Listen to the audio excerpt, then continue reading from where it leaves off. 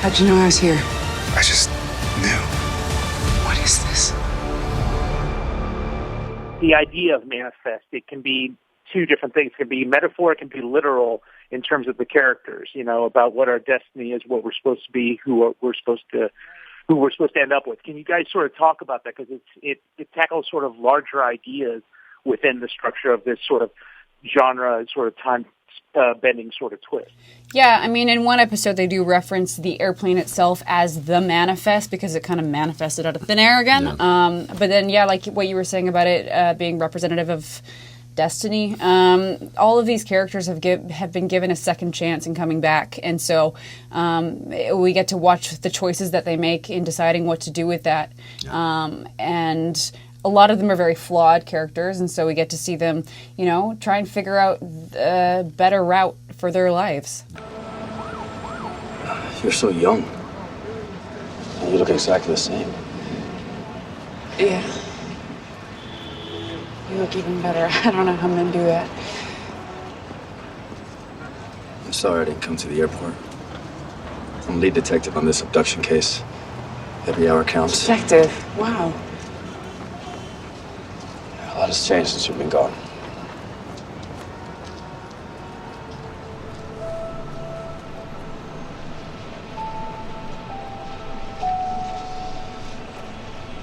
Who is she? Lourdes. That makes sense. She always told me how lucky I was. Michaela, it was 2 years before I even looked at another woman.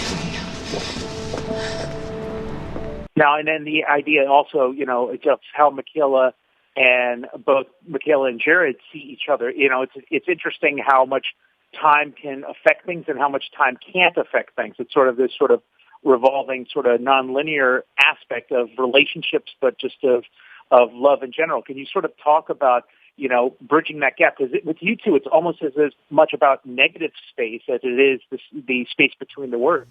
Right. Yeah, that's better than I've ever put it. So I may steal your words, to be honest with you. No, it's a tricky thing. For me, at least, it was always kind of figuring out where to come from, and it's difficult because you're talking about 5.5 years. You know, Jared, or anybody for that matter, you know, it's a long time. People evolve and grow. It's a long span. So. You know, I feel like at the end of the day, for me at least, my character was very grounded in that he has a huge heart and wants to make sure everyone around him is taken care of and believes very much that he spent a long time mourning her loss. This was a true love of his life.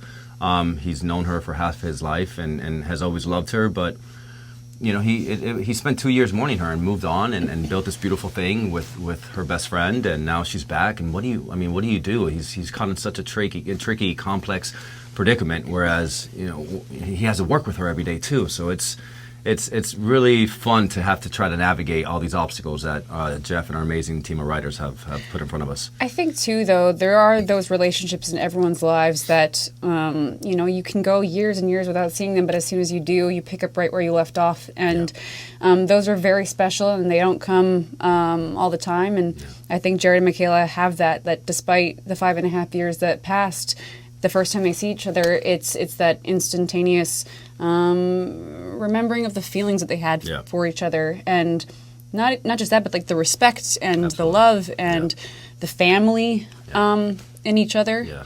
And that was relatable for me because, you know, I think everyone does. Like I said, everyone has those relationships.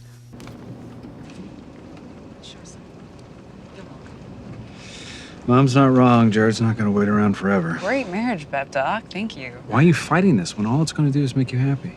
It's all we want for you. That was really sweet of you. You must be drunk. Definitely. Say yes to Jared. Have a wedding and a honeymoon. Turn the page. It's time. And yes, you deserve it. Truly.